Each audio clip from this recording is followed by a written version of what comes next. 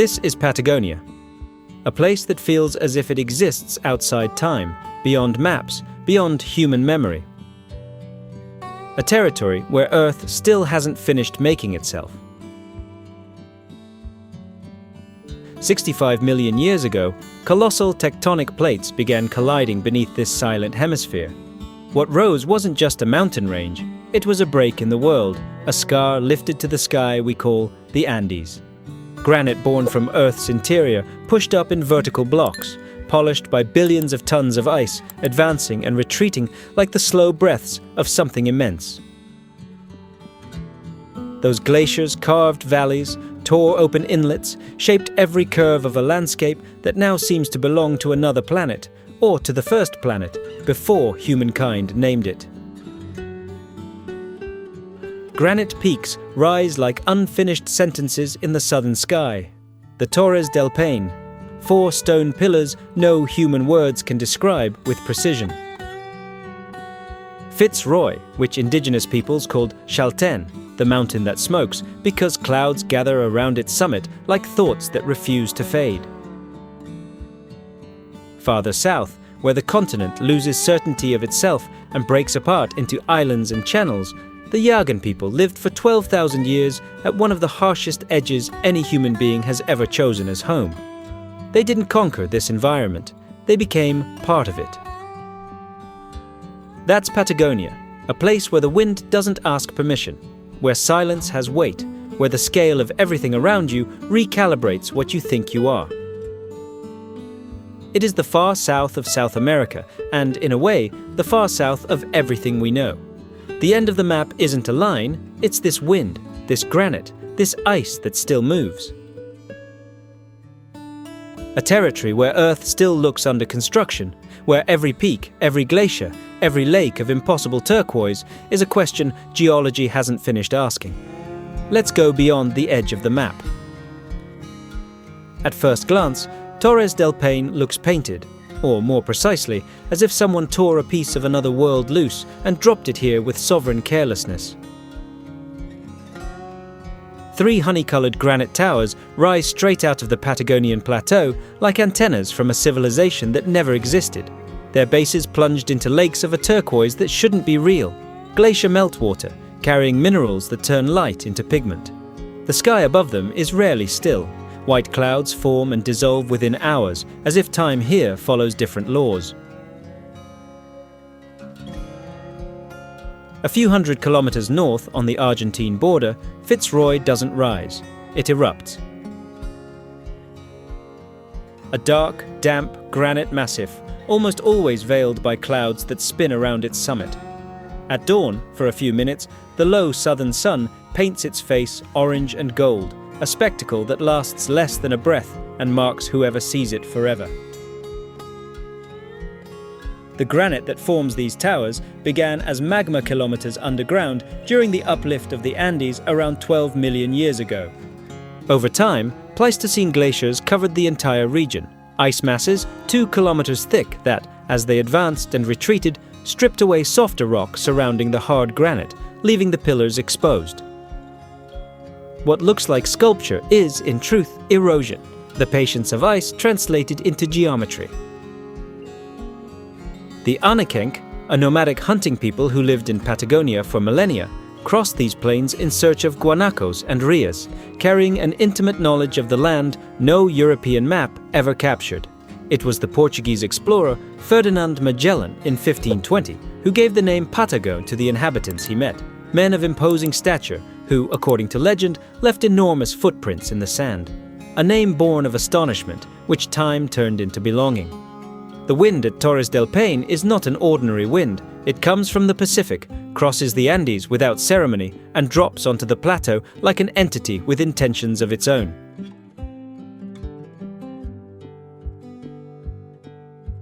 It bends trees into permanent reverence toward the south. It tears sounds from the valleys, a sharp whistle that rises and falls in pitch like the breathing of something alive. On the face of the towers, small loose stones sing against the larger rock, a percussion the surrounding silence makes impossible to ignore. The cold here is clean, mineral, without the heavy ocean damp. It enters your lungs like a promise of clarity.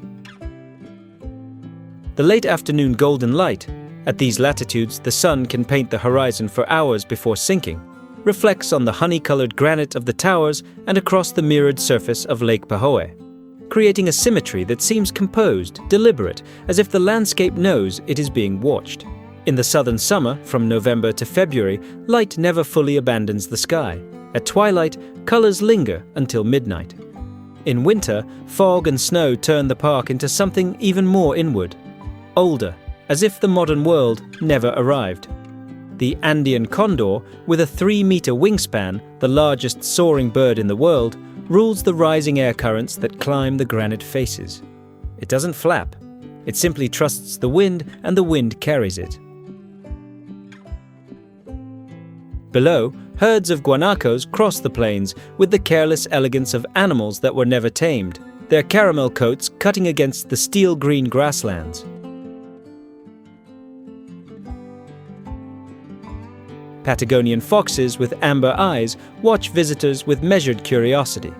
And in the lakes, water so cold it supports only life adapted to the extreme. And still, it supports life.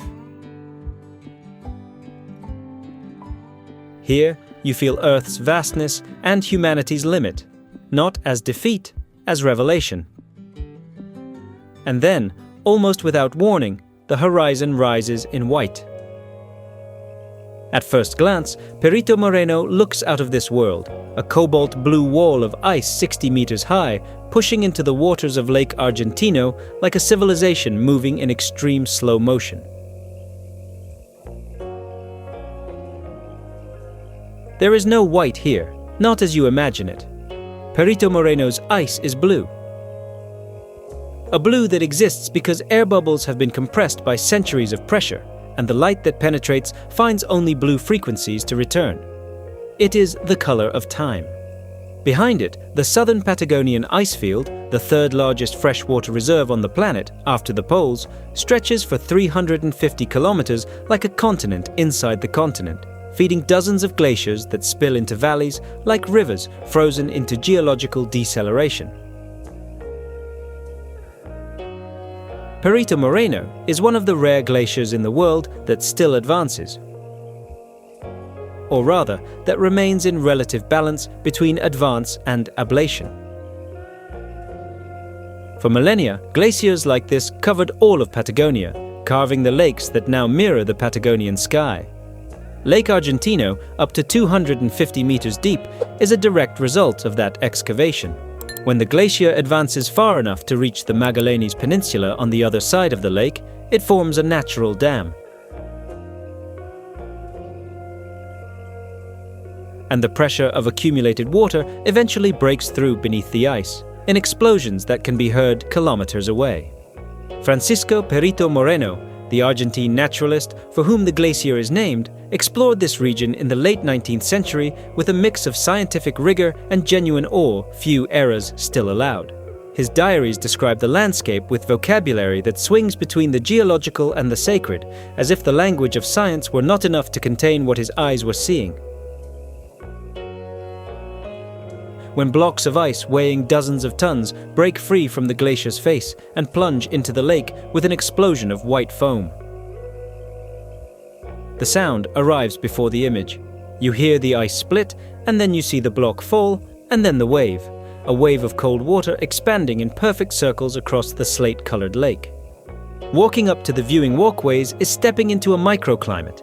The air pouring off the glacier's face is several degrees colder, loaded with ice particles so fine they settle on your skin like mist. The smell is pure water, wet stone, a freshness with no urban equivalent.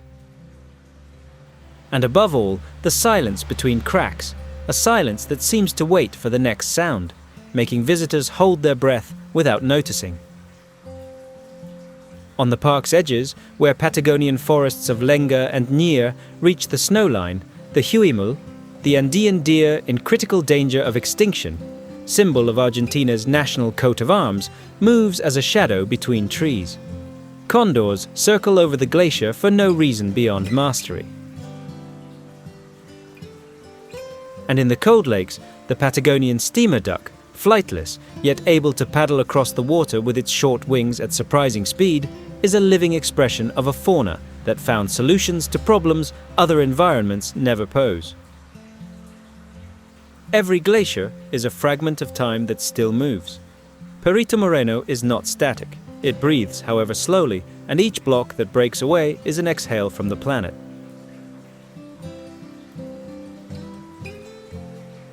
Heading south, where the continent dissolves into islands and channels. At first glance, Ushuaia feels surreal.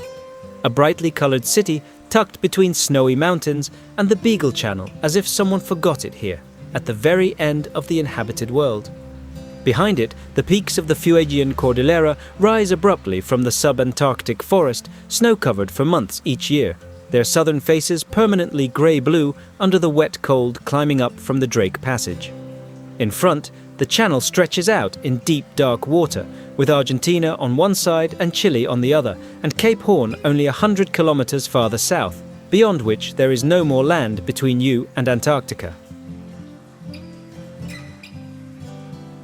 Tierra del Fuego is the result of the same Andean uplift, but here the range sinks into the ocean and re-emerges as islands and channels historical cartographers could barely trace. The Beagle Channel, named for the ship on which Charles Darwin made his formative voyage, separates the great island of Tierra del Fuego from the Chilean archipelago to the south. These landscapes helped forge part of Darwin's thinking on adaptation and survival. But long before Darwin, long before Europeans, the Yagan people lived in these channels for at least 10,000 years. They were nomads of the water, not of the land. They traveled in bark canoes through icy channels, dove into near-freezing water to gather shellfish and fish, and kept body heat with seal fat and with fires they never let go out. Fires that Spanish sailors, seeing them from afar, named Tierra del Fuego, the land of fire. They weren't people who endured this environment. They were people who understood it from within. With the arrival of European missionaries in the 19th century and accelerated colonization, Yagan culture was almost completely destroyed. Today, a handful of descendants keep the language and memory alive. Among them, Cristina Calderon, the last native speaker of Yagan, who spent decades working to record a language the world nearly allowed to disappear. In the early 20th century, Ushuaia became infamous as the site of a federal prison for Argentina's most dangerous criminals, the Presidio del Fin del Mundo, the prison at the end of the world. Built at the limit of the habitable, it was both punishment and geographic sentence. There was nowhere to run when the continent itself ended there. Today, the building is a museum. An archive of isolation, the passage of time has turned into heritage. The Beagle Channel has its own smell: heavy salt, seaweed, the cold dampness of the South Atlantic pressing in from every side like an uncomfortable but honest embrace. The wind here isn't the dry wind of the Patagonian steppe. It's wet, dense, carrying fog that beads on eyebrows and on lenga leaves in tiny droplets. The silence between winds is too deep for the latitude of a city. At dusk, which on southern summer nights lasts for hours, tinting the channel in colours from orange to violet as the sun scrapes the southern horizon, the sound of waves against coastal stones falls into a hypnotic, almost meditative cadence. And now and then, from some invisible stretch of shore, the distant call of penguins, a harsh, unexpectedly comic squawk, reminds you this place belongs to others before it belongs to you. Magellanic penguins arrive in colonies on beaches near Ushuaia during the southern spring, digging burrows in the sand with a dedication that defies any impression of these animals as merely cute. Orcas, in matriarchal groups of extremely high social intelligence, patrol the Beagle Channel with a presence that isn't threatening but unavoidable. They are the true owners of the water. Sea lions lounge on docks and rocky outcrops with the sovereign indifference of creatures that never had to learn fear. The silence here isn't empty, it's vast. It is the silence of a place that existed for millennia before you arrived and will go on existing after you leave. Farther east, where the Atlantic meets stone with the force of an entire ocean behind it. At first glance, Valdés Peninsula looks impossible, a block of arid steppe pushing into the South Atlantic like an unfinished thought of the land, hiding along its shores one of the most extraordinary wildlife spectacles on Earth. On land, the landscape is desolate in the most honest sense of the word. Plains of low scrub, salt, dust, and wind. A solitude that might feel empty if not for what happens at the water's edge. Valdés's beaches are nurseries. From September to December, southern right whales arrive from the South Atlantic to mate and give birth in the sheltered waters of Golfo San Jose and Golfo Nuevo, females carrying calves that are born already 4 meters long. And at Caleta Valdés, in a phenomenon recorded in only a few places in the world, orcas practice what biologists call intentional stranding. They throw themselves onto the beach to catch elephant seal pups or sea lion pups, maneuvers requiring precision, nerve, and a knowledge of the shoreline taught from mother to offspring across generations. Valdés is an isthmus, a tongue of land connected to the continent by a narrow strip, and its shape creates 2 gulfs of relatively protected water, slightly warmer than the open ocean around them. That makes it a natural sanctuary for marine species that need calm water to raise their young.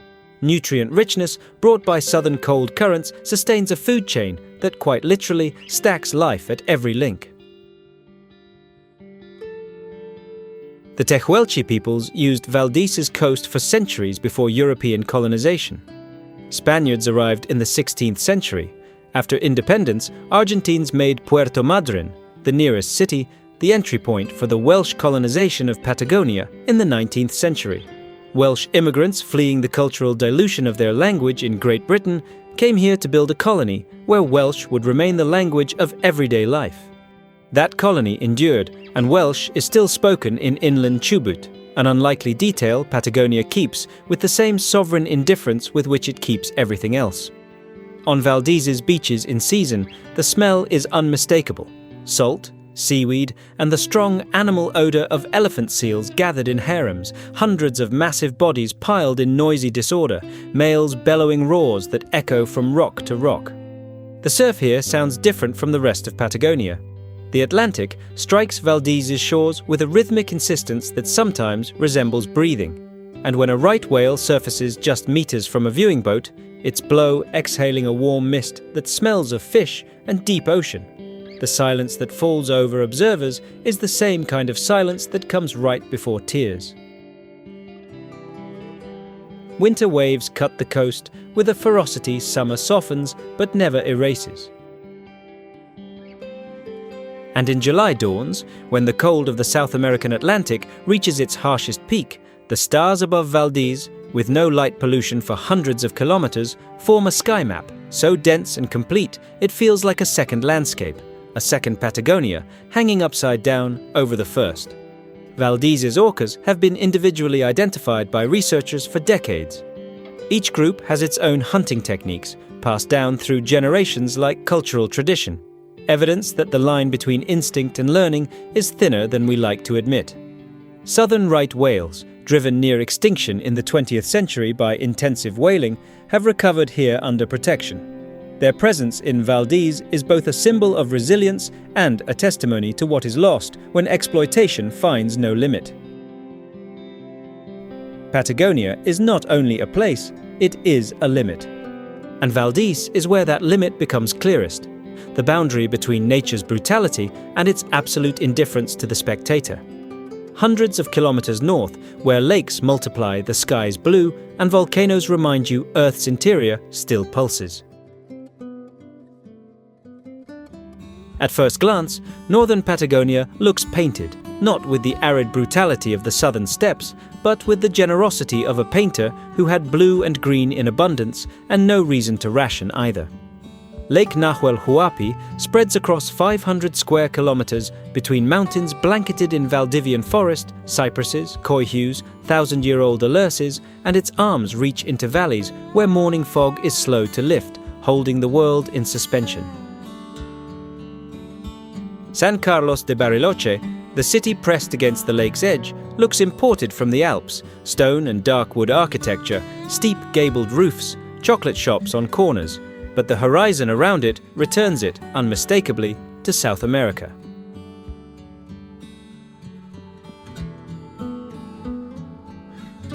And then, the volcanoes. Lanín, an almost geometrically perfect snow-covered cone, rising alone on the border with Chile, like a textbook illustration of what a volcano is. Villarrica, on the Chilean side, still breathing, thin plumes of smoke slipping from its snowy crater like sighs from something that sleeps but never died. Northern Patagonia lies atop one of South America's most active volcanic regions. The subduction of the Nazca Plate beneath the South American plate not only raised the Andes, it also sustained, and still sustains, a chain of magma chambers feeding the volcanoes in this zone. The lakes here are glacial and volcanic in origin. Some, like Lake Lolog, fill calderas. Others were dammed by moraines left by Pleistocene glaciers. The Mapuche, a people of extraordinary cultural resilience who resisted both the Inca Empire and Spanish colonization, lived and still live in this region, with territories spanning both sides of the Argentine-Chilean border. Their name means people of the land, and few names are so literal. Their cosmology, medicine, and spirituality are rooted in this particular land, these particular lakes, these mountains that still smoke. The Mapuche struggle for land is one of South America's longest and least resolved stories, and northern Patagonia is its heart.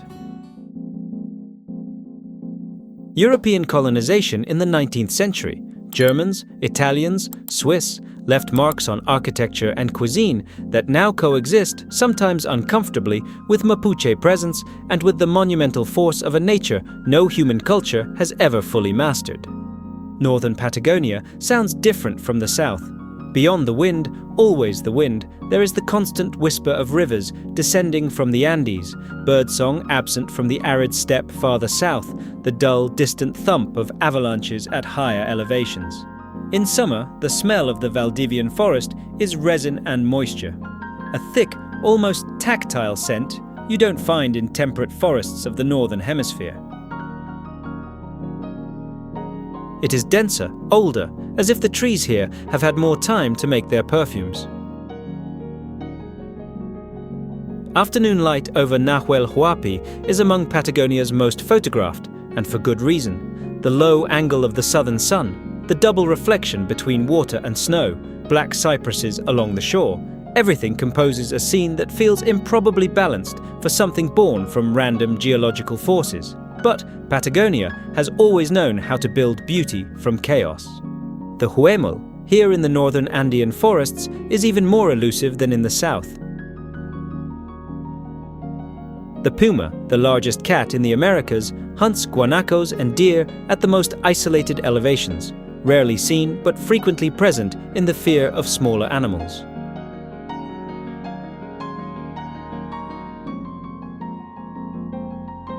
Along lake shores, the Patagonian otter, one of the largest in the world, dives with silent efficiency. And in the skies, the condor glides over everything with the authority of something that has seen many seasons, many visitors, many human attempts to name and domesticate what resists being named by nature. Patagonia is not a place, it is a limit. And in the north, that limit takes the shape of a perfect volcano mirrored in a bottomless lake and the scent of a forest never fully touched. Patagonia is not only a destination, it's where nature stops you mid-step, leaving only the sound of wind, water, and your own heart beating. From glaciers breaking under their own weight to peaks that challenge the sky, each landscape tells a story not in words, but in unforgettable awe. It is the story of an Earth still becoming itself, of peoples who learned how to exist at the edge of what seems bearable, of animals that evolved to inhabit the inexorable, and of a beauty that neither asks permission nor offers comfort. It simply appears, in turquoise and granite and ice and silence, and waits for you to be big enough to receive it. This journey is only beginning. There are hidden wonders, unexplored lands, and perspectives few dare to see. Subscribe to the channel, turn on notifications, and come along so we can keep discovering the breathtaking beauty and secrets of the world, one breath at a time.